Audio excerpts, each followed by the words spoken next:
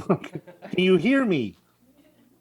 Yes. Yes. This is a fun fact. I guess Max Headroom would not have had peripheral vision.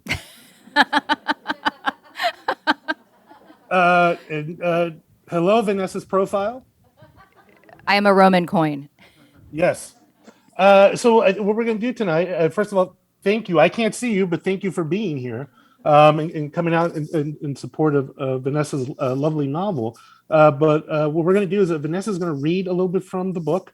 And then after she does that, we'll start our conversation. Maybe about 30, 35 minutes in, we can open up the Q&A because I'm guessing and you have to tell me, Vanessa, there's a lot of people there. Is that what we're looking at? Yeah, every seat taken. Um, what made getting married to my husband special was it felt like everyone I loved in my life was in the same room, and it kind of has that feeling again tonight. Oh, yeah. Okay. Well, plenty of time for Q&A then. We'll carve out a lot of time for Q&A so y'all can ask your questions. And then that'll be that. So Vanessa, I'll turn it over to you. Great. Thanks so much, Oscar and Evan, for hosting and dealing with all sorts of last-minute curveballs, and to all of you for coming out tonight. It feels really special. We're still at an uncertain time of the pandemic, but being able to gather like this feels really special. So thank you. I'm going to read a bit from the first chapter of Forbidden City. May, my main character, has been selected by a party official for a mysterious duty in the capital, and this is the day of her departure. Forbidden City. At dawn, Ma filled our wooden tub with hot water.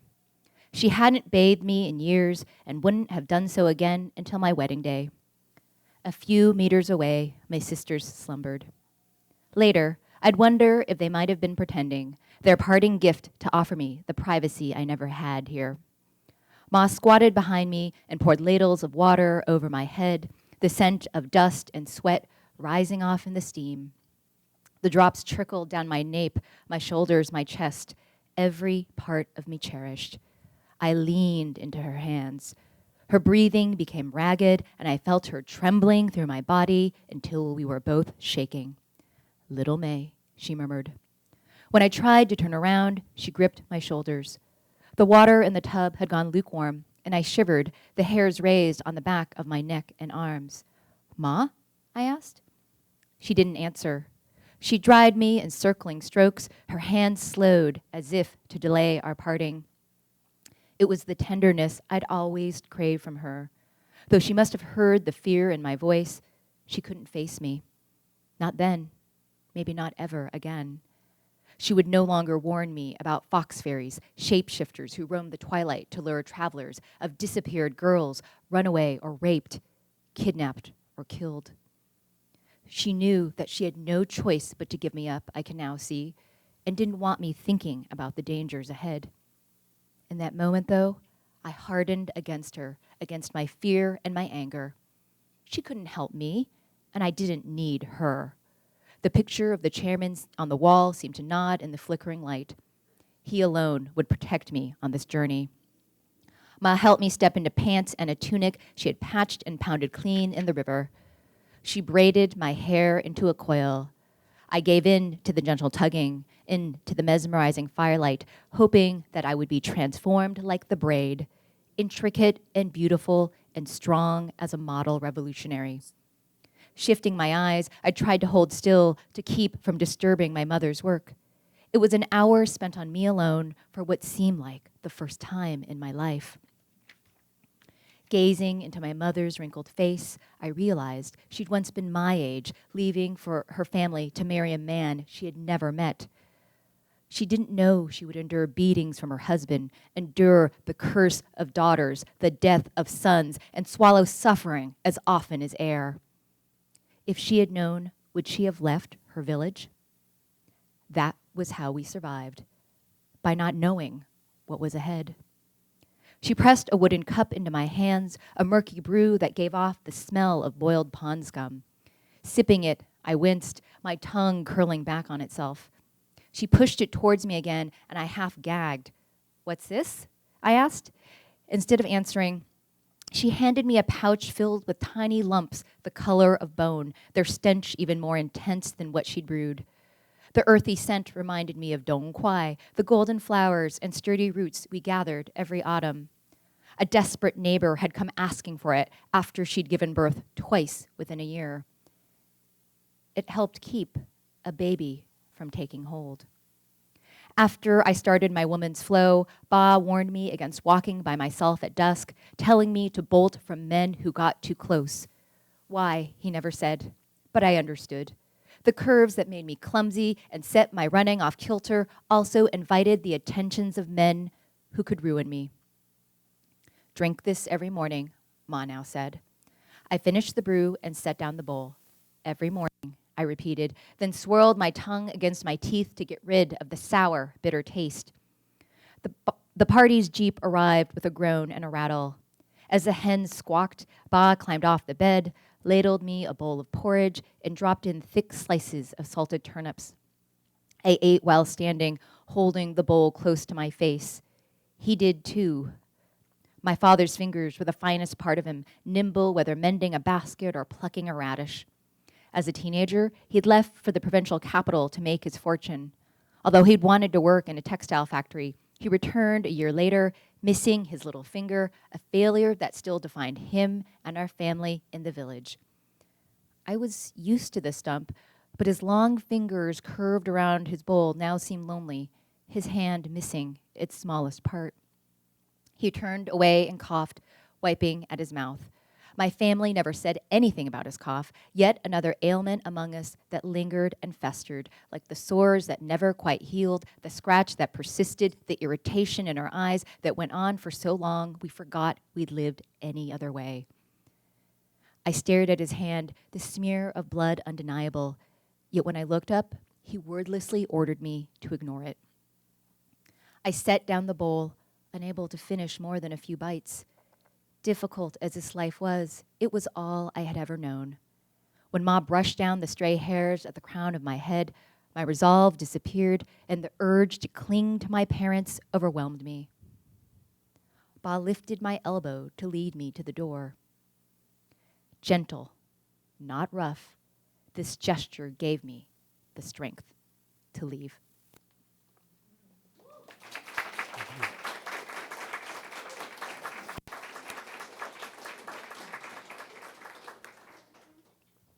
Thank you, thank you, Vanessa. That was very nice. Just a little a preface about the book before we launch into the conversation.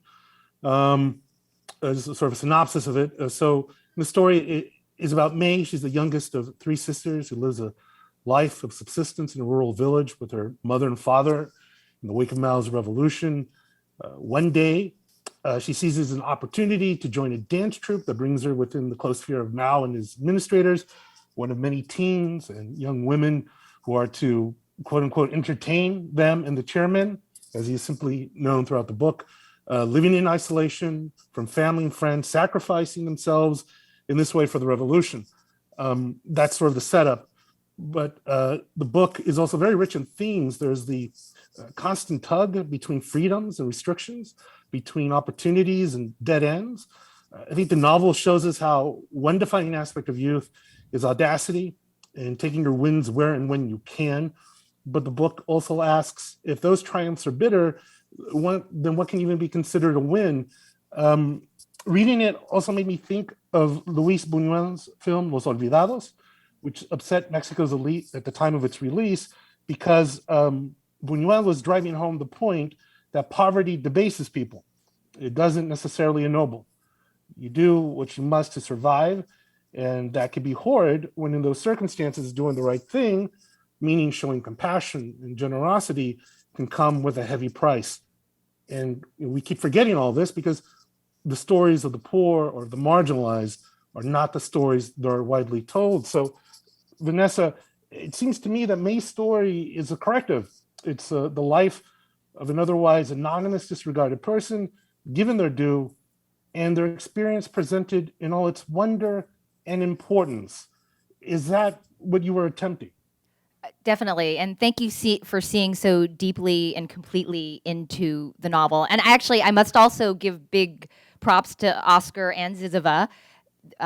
and we can talk about this in a bit, but in the long journey to getting this book published, after rejection after rejection, Zizova published the first chapter in 2011.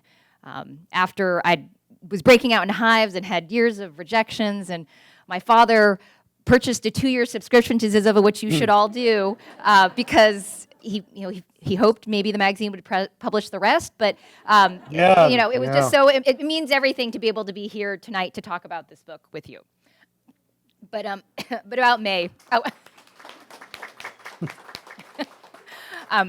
So May is impoverished, and that's one level of disempowerment. She's a teenage girl, another level of disempowerment, whose concerns are dismissed, treated as silly.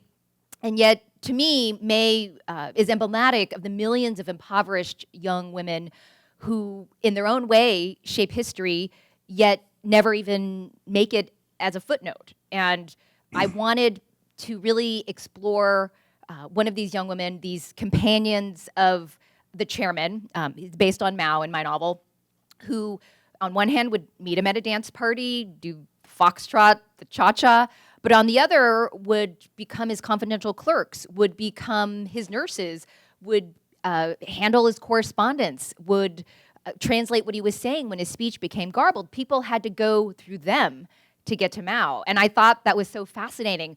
I wanted to explore what it meant for a young woman who'd been raised to believe this man was a god to suddenly be intimate with him and be a part of his inner circle. How could someone like May survive within all the rivalry and intrigue of the Forbidden City?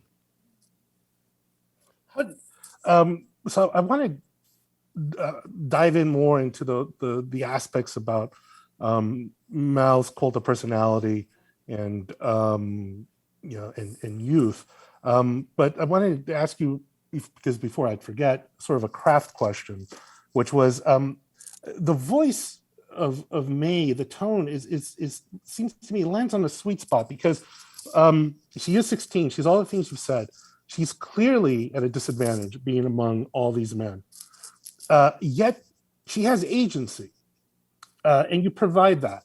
And I was wondering if you could talk a little bit more about how you managed to convey that, to make her not completely a victim, but rather a person dealing with these incredibly terrible environment, yet a person fully realized, someone who is in charge of herself.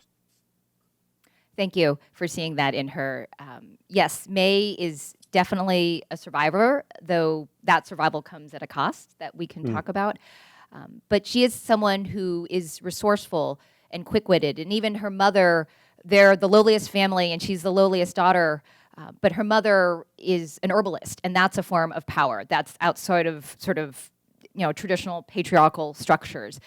And as a novelist, my hope is both to portray the systems that we're embedded in, the systems of power and systems of oppression, but also show that even in what seems insurmountable odds and amid the greatest constraints, that agency can occur both in action and in thought.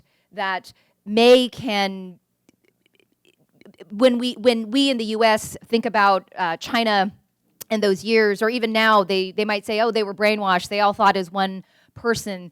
That's another way of just saying they're a monolith, that they all look same, all are same. And with May, I powerfully wanted to explore how someone might find some agency for herself amid everything that she's up against. Yeah, towards that, I thought one of the interesting things that the book does is that it keeps the name of such powerful people as Mao and in his cadre to simply the chairman or the president or the madam, in this case meaning Mao's wife. And I think and one thing that serves to do, I think, is center May's story. But I also thought it allowed us to see those historical figures as people, in essence, humanizing them. Yes, definitely. Well, one of the reasons I chose to call him the chairman instead of Mao was I wanted to make the character my own, and I could more freely do that by giving him this label. But I think it also, the way May survives is by understanding the lines of power within the lake palaces, what my name for the Zongnanhai in the novel. And so those titles at a glance are exactly how she would conceive of them. I mean, even in traditional Chinese culture, you're not likely to know someone's full name, maybe only their surname. And so with that sort of set aside, I was able to explore those characters in sort of all their tenderness and all their cruelty. I mean, I think this novel is one that explores what it means to be a hero and also a villain. And both are entirely flattening and something that we see in the US right now as well. And that's what I also wanted to explore and develop in the novel, this idea of who someone is outside of their, iconic portrayal. Yeah, I would expand on that and talk about how you portray the chairman. I mean, my general question is, I mean, how important was it to show Mao in such a way that we can understand May's affinity for him? Because, as we per your what you just read, yes, she's raised to think of him as a god, but you in the novel show her in situations of intimacy with him where we see up close his intelligence, his gracefulness in the swimming pool, his charisma. Those scenes are rendered quite convincingly, I thought. And, even though he's objectively repellent, especially knowing all the suffering he's responsible for, but through May's eyes, at least for a little bit, it's almost like he's bathed away from that dirt. Yeah, definitely. And I think what might help is understanding how May came to understand him was how I came to understand him viscerally. So, as I mentioned, Mao was a fan of ballroom dancing. He learned from an American journalist, Agnes Smedley, in 1937 when Agnes went to the rebel stronghold of Yunnan and taught foxtrot and square dancing to the party leaders. She also listed in her journal what else you could do there. She listed gardening and rat catching. So square dancing was up there. Foxtrot was up there. So I went to Stanford. I think there's some other Stanford folks here too. And when I went, and it's still the case, ballroom dancing, social dance as it was called, was one of the most popular classes on campus, and still is. And so I know what it's like to be in a room full of people with the opening bars of music playing, that hushed anticipation that I could then use when writing the scenes with May and the chairman in the ballroom. Likewise, Mao Zedong was a swimmer. He would take meetings at the swimming pool. That was his office. He met Khrushchev there, who couldn't swim, and to humiliate him, he said, "Join me in the pool." Khrushchev had water wings on, his bodyguard hovering next to him. And then there was this swim I depict in the novel as well, where Mao wanted to show he was still virile, and he was back, and he swam on the Yangtze River and it was a prelude to the Cultural Revolution. And by that same token, in my 20s, I injured my foot while running, and I started swimming. I took real lessons for the first time in my life, and I knew, it got me through the pandemic, maybe some of you too, just what it means like to float and to have, I think really you can understand a character in a fuller way if you understand them as a body in motion and not just that gigantic, iconic portrait that hangs in Tiananmen Square, that's on the cover of the Little Red Book, was hanging from the cabbie's rearview mirror. So it was through the visceral that that May and myself were able to understand the character of the chairman. Yeah, reading it, I kept thinking how interesting it is that May's youth works so well in terms of what was happening around her. And by this, I mean like that sort of cult of personality around Mao. One of the things that struck me is that one of the things we look for when we're growing up is we want to reinvent ourselves. And May's no different. She wants to not be seen as she was known by the people she grew up with. She wants to be seen as this person with these ideas and with these ambitions. And I was wondering if you could talk a little bit about that and how that seems to almost uh, work hand in hand sometimes with some aspects of a cult, particularly this one, which is to say, yes, I will give you a new tomorrow. Your past will be obliterated, and you will be a totally new creature. Yes, definitely. And in thinking about May, I was reminded of a reporting trip I took to China in 2004 for the San Francisco Chronicle. I was writing about the rise of modern China, and I went to villages that were hollowed out because anyone of teenage or working age was in the cities. And when I went to the factories, I remember going out one night with these girls to a bar. They had journeyed thousands of miles. They sat in a train upright for 3 days to get to this factory town. And we got beers, and then we were playing this dice game that I never figured out the rules to, but it was fun.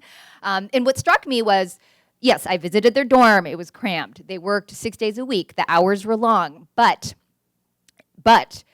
they wanted a life that was different than the one handed down to them. And that's something that I felt was a part of who May is as well, those who leave and those who stay. And May was born in 1949. She's as old as the year of liberation, so she's as old as the People's Republic of China.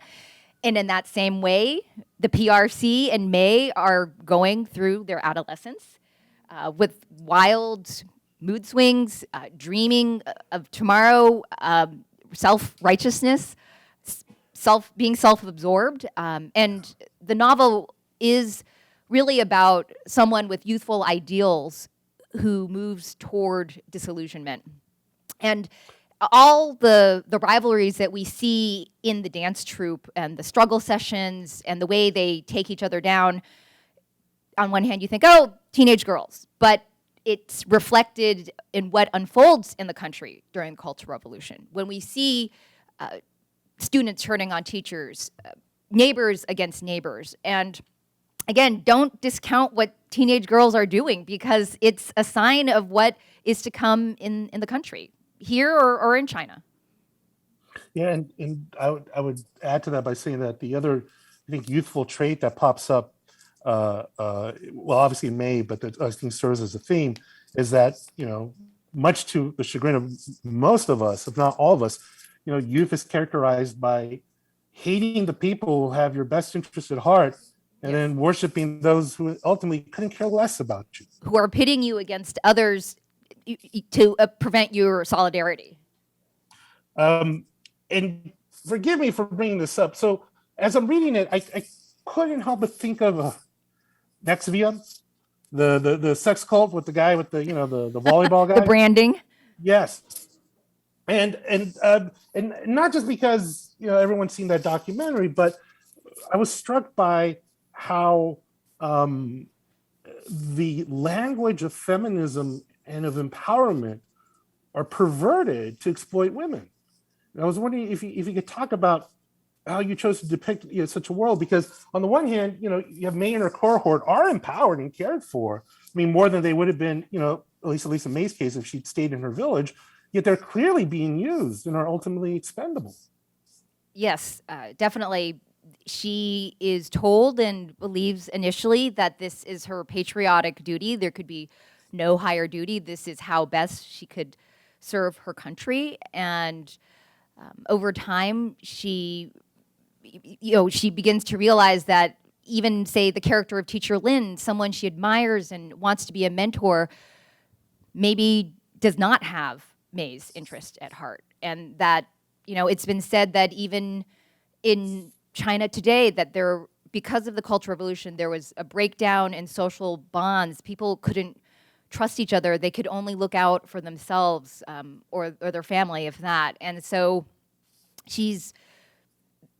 what happens to her and what the forces of power that want to keep her under their control, that's everything that I wanted to depict in Forbidden City.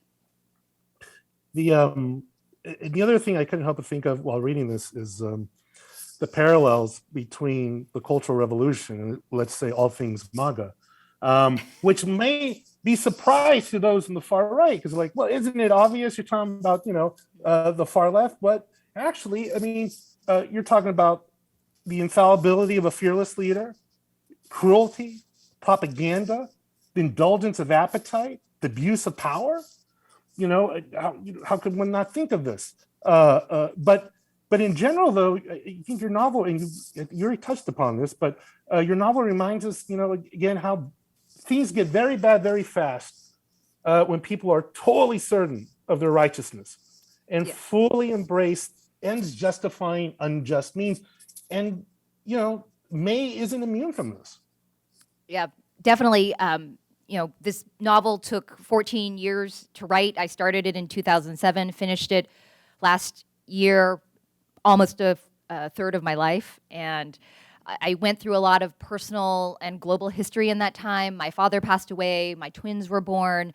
We saw the rise of the Me Too movement, the rise of demagoguery stirring up hate, the pandemic and its debilitating loneliness that it caused. And all of these things are anachronistic to the novel. They aren't in 1960s China. But I think one of the pleasures of historical fiction is both learning about another time, but also it's an opportunity to reflect upon what's happening now and realizing that the past is never as distant as it seems. And when people say, your novel seems so timely, it's depictions of bodily autonomy, and it just means that these issues are long running and intractable. Yeah, I think if it's, and you could tell me if it's not too early, we can open it up to Q&A. I still have more questions, but I want to respect the fact that you all came out tonight and are there and may have things you want to ask Vanessa now rather than later. Oh, so I see a hand. okay, Fred? go ahead.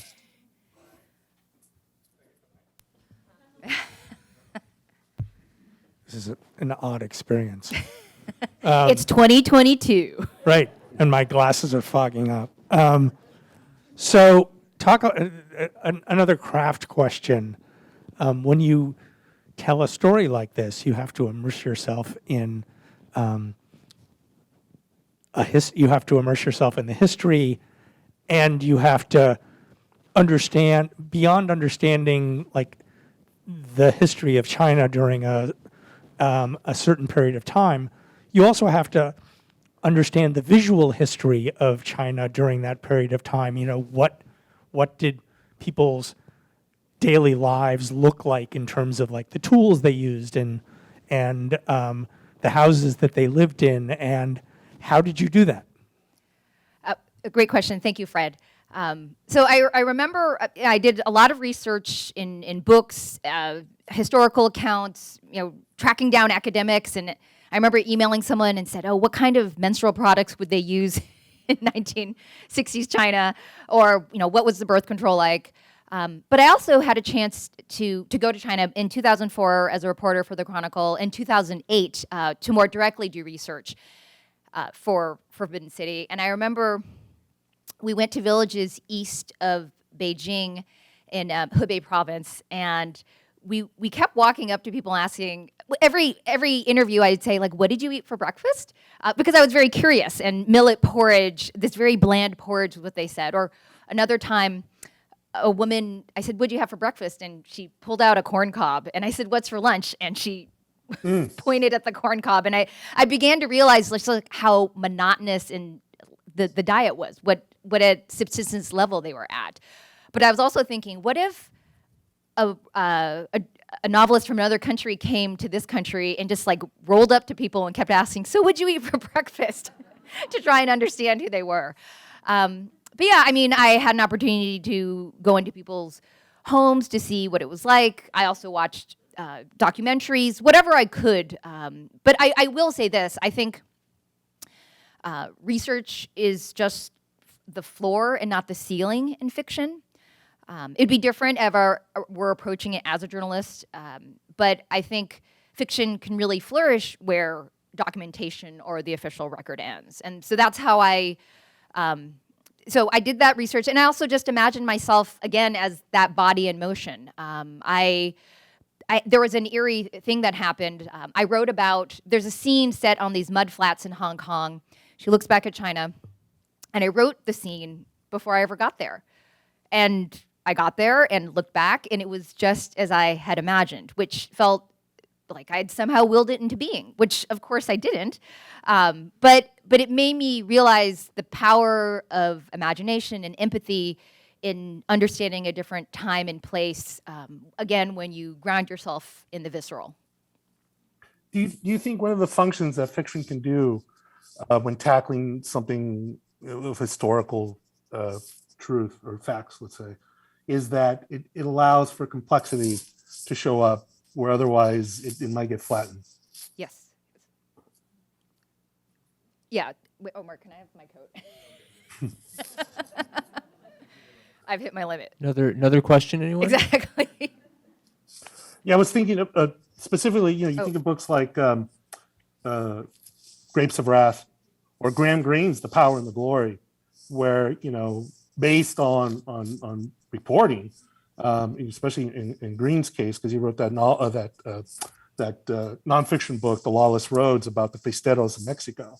And, by being able to do it in fiction, you get into the sort of the human condition of it, the stuff that's otherwise going to get steamrolled. The fact that, I think, to what you're doing, Vanessa, that people could be bad and they can be good, that people could have conflicting motives, that they're not always aware of what it is that they want. Yeah. Well, and I definitely am so grateful for all the experiences I've had as a journalist, because I think that's made me a better fiction writer and vice versa. My journalism training has taught me how to report, to follow my curiosity, to write daily and on deadline, and to be open to being edited, and to understand that the first draft is not the last draft, which is very important. And then my journalism has helped my fiction in that, or my fiction has helped my journalism, not that I make things up, but I'm more likely to think about narrative arc or character or setting, whereas if I look at my first stories for the Stanford Daily, they read like court transcripts, just like a series of quotes, and then it ends. So I feel being able to practice in both genres has improved me in both. I think there's a question. Oh, hi, Christine. Hello. So you have so much to wrangle in this story, and it's speaking of craft and fiction. I haven't read it yet, but just from sitting here and taking it in, it's already amazing. But my question is about, I'm really paying attention to metaphor. And already you've got the braid metaphor, and you've got the water, she's being bathed, and then Mao is swimming, the chairman is swimming for cleansing. And obviously you've got this interesting setup where the parents have been protecting her against sexuality, and now she's going smack into the middle of it. How intentional is, it's obviously really intentional. What proportion of your crafting does that kind of thing take up? Well, that's a great question, Christine. And I think for me, I treat the first draft as almost the outline. And I don't outline beforehand. And it's because you can't, for me, I just don't know the character well enough to predict what they'll do. But once I have that first draft or those early drafts, I do what I call a reverse outline, in which I break it down scene by scene and figure out what the stakes are, or if like a subplot disappeared. But a part of that is also recognizing, hey, maybe this symbol which floated up from my unconsciousness could be carried out. In fact, I tell my students that being away from your computer should be a part of your writing practice, because that's when the ideas that you cannot access directly from your subconsciousness come to you. And Leslie Tenorio, wonderful fiction writer, he'll even suggest taking a highlighter and tracking those inadvertent symbols that were, those gifts that were delivered to us, and then in revision, strengthening that. So, but thank you. Oh, Diana. Right behind you. I'm just curious what went so wrong in the beginning with this novel, or what you felt was the problem, and then sort of how you came around and solved it. Yeah, thank you. Yes, the external and the internal. So I wrote this novel in grad school. Eric and I were both going to different grad schools at the same time and talking and dreaming about writing books someday. And I finished it, went out on submission in 2009, and I had two friends at the time also going out on submission. And they both mentioned casually, by the way, this is the third book I wrote. And I thought, interesting. Sure hope that's not me. And their books sold, and mine came close, but didn't. And close only matters in horseshoes and hand grenades. And I was heartbroken. I'm laughing now, but I broke out in hives for years, even when I wasn't thinking about it. Harriet knows I was even having dinner with her one night years later, and I looked like Donald Duck. It was kind of frightening. But in 2009, height of the recession, I was so sort of green to the industry, I hadn't realized that this could be potentially a problem, that publishers might be skittish, or the ebooks were just becoming a thing. Again, publishers were in a strange place. So that version of the novel, it's about 30% Chinatown in 1970s, and now it's just the prologue and epilogue. And I realized there's just too much going on. Gang warfare, interesting time in Chinatown, maybe to explore another time. But in the successive iterations, I also came to realize there's a very specific audience she has in mind. I'm not talking about all of you gathered here, but someone who she is directly addressing. And I didn't realize who that was until very late in the process, after its eventual sale in 2016. And understanding that gave it a particular urgency and poignancy that wasn't there before. I still think in the multiverse, that version of the novel that had more of Chinatown might have been published, might have been perfectly fine. But I'm really glad that the book that's out now is the one that was published, because I needed to have gone through those life events to have these world events that shape my thinking. And all those pages, even if they didn't end up directly in the book, were still necessary for me to understand how to write the book that eventually was published. Thanks for the question. Yes. Oh, there. Did you write any stories when you were like a kid? And if you did it affect your story now? Oh, thank you, Violet. So I've been writing fiction ever since I was a little kid. In the second grade, we all had to write a short story, and the teachers read them aloud, and the class had to vote about which one was the best, and I won. But I overheard someone lean over and tell her friend, I only voted for hers because it was the longest. So it was both my first public recognition and first snarky review. But I felt so fortunate to have people around me in my community who believed in me. I had a teacher in the fourth grade who I found this award the other day, but it said genius writer. She saw something in me. And in high school, I won the local literary contest. It was co-sponsored by the owner of the local bookstore, and she's coming to my reading on Saturday, even though she's in her 90s. It's like truly special that writing and getting that early encouragement was important. And I think I had a taste for maybe the melodramatic when I was younger. I need to find it, but I think I had a short story called Mother Russia. And of course, this is, the 80s, 90s, height of the Cold War then, and we've come back around. And so, I loved Jo March and Little Women, and Anne of Green Gables and Little House, Laura Ingalls in the Little House series. And I think we were not united by ethnicity or era, but we were all strong-willed, and they all wanted to be writers, and that made it possible. So to know that. And that's the hope, any kind of representation, why it's so important, that it helps open the way for others if they feel visible or recognized. It can lead to so many other stories. But thank you, Violet. Other questions? Oh, Kind of building off of Christina's question, you said you write but you don't know your characters well enough. Can you explain or describe more of that exploratory writing process? How that, what idea do you start with? Do you have a couple characters, you put them in a situation and go, or how does that work? okay. Thank you. So often with my short stories and my novels, it starts with a premise.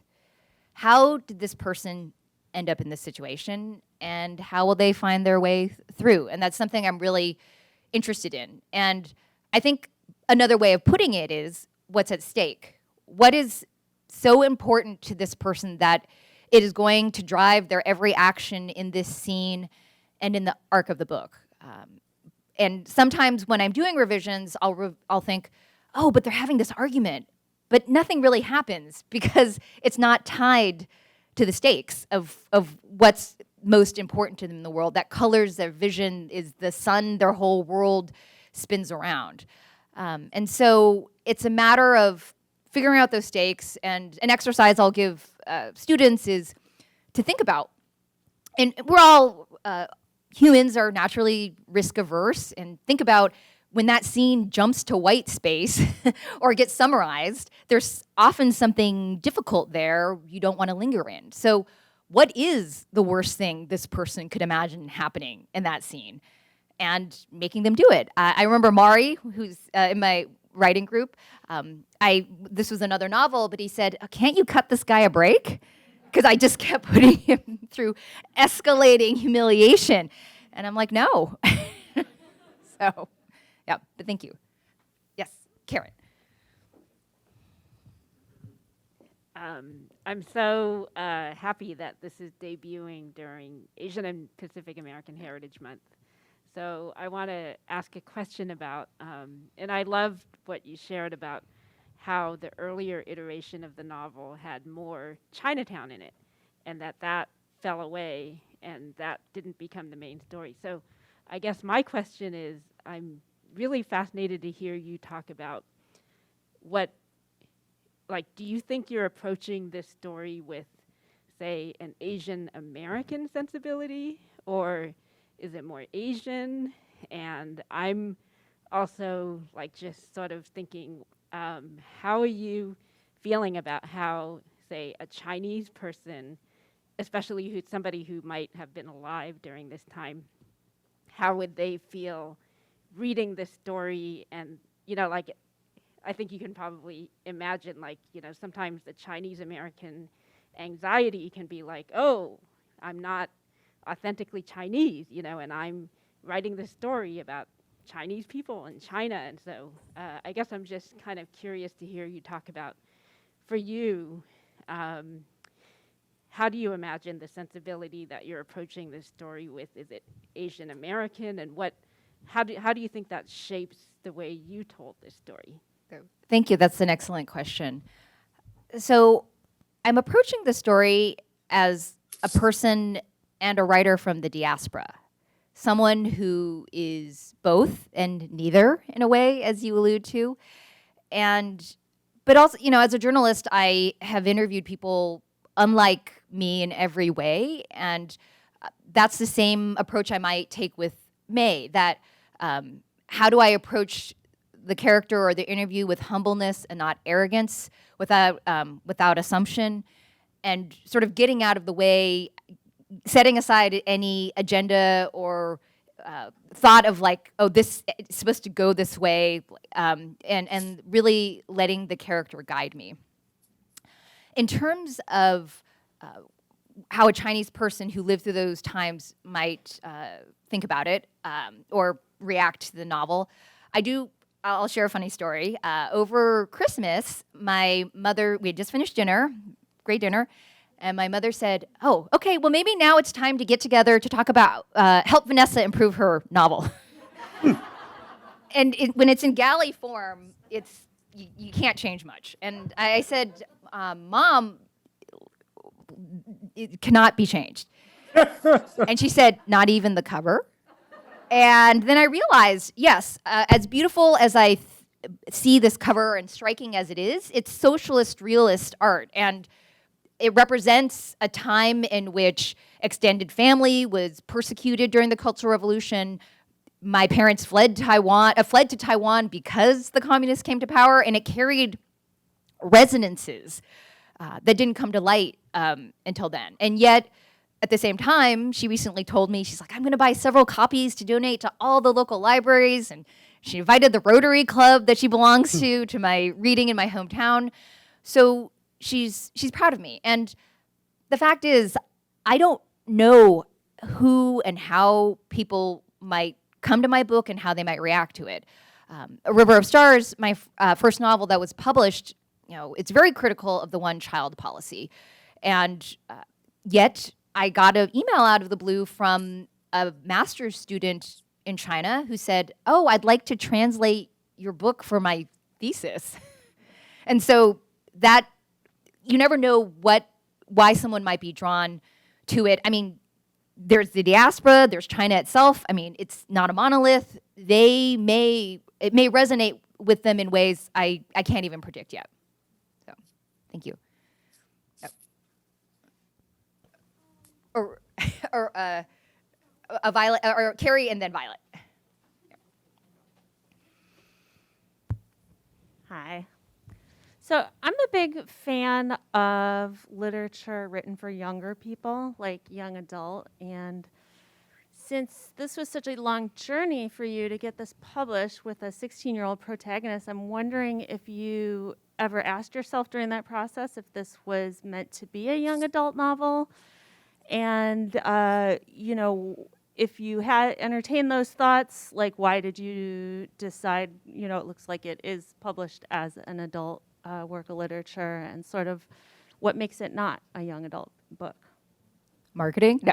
I actually had this discussion with Erica years ago, who has written a beautiful young adult novel, Uses for Boys. But the thought occurred to me. But I also realized although I enjoyed young adult, I didn't understand its conventions. I felt like maybe I was being stubborn, but I wanted to write the novel in this form, and I felt very uncertain about being able to write it in a YA style. That said, I've heard of nonfiction, especially, that they come out with a YA version of it. But you take a book like Incident of the Dog in the Nighttime, which is about the main character has an autistic-like characteristics, but it is marketed to both, the different covers with both. So I think you just hope that your book, however the label gets slapped on it, reaches the people it needs to reach. So, thank you. Violet? How do you get all the ideas in your head onto paper? Yes. Yeah. It's complicated. I remember before having kids, I was very worried. This was before I was published. I was worried, would I ever publish a book? Would my identity disappear? And it's true, I have much less time than before, but I feel like my imagination and my heart has opened up in all these ways, like ideas, ways of seeing the world that I didn't before having kids in my life. So in terms of actually getting those ideas to paper, it was a struggle when they were babies. When I've counseled people who are going through that themselves, I just explain, just in that same way a baby starts crawling initially by mashing its face in the carpet before finally working their arms and legs in motion. It'll take time. It's incremental, and it's a cumulative process. I also try to make the most of the limited time that I do have. Some of you already, and I recommend this almost every time, this PDF to voice app, where I listen to my manuscript in progress while I'm taking a walk or going, commuting, though not really commuting anymore. but it's another way to make use of what I have. And also, there's another tip. I call it the roast chicken method, where so the first day you roast a chicken, the second day you pick it apart for salad, and the third day you boil it for stock.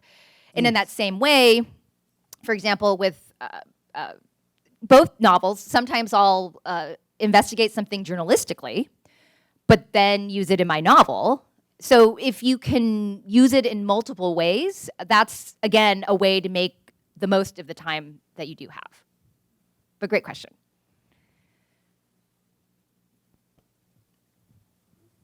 Anyone else?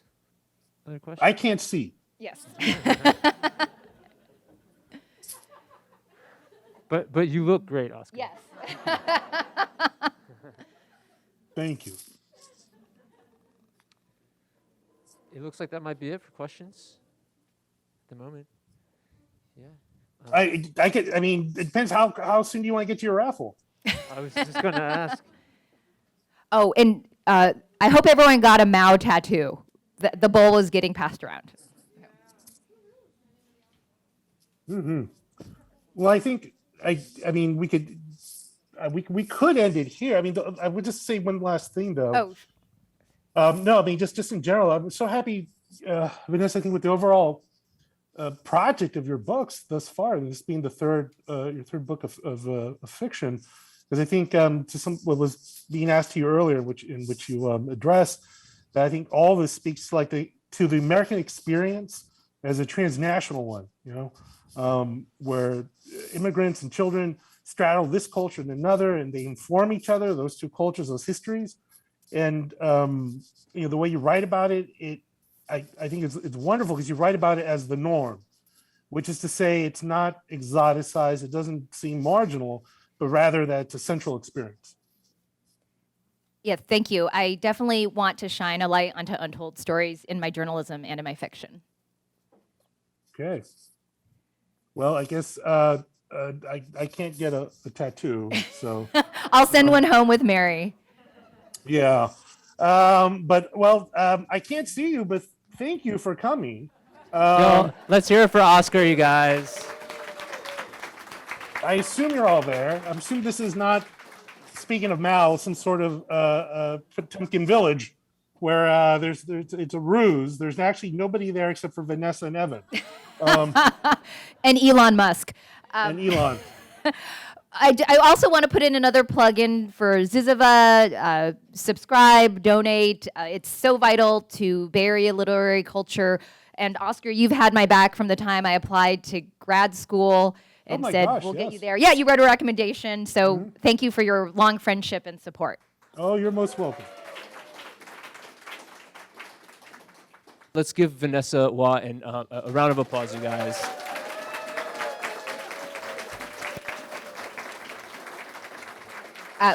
Thank you, Oscar and Evan.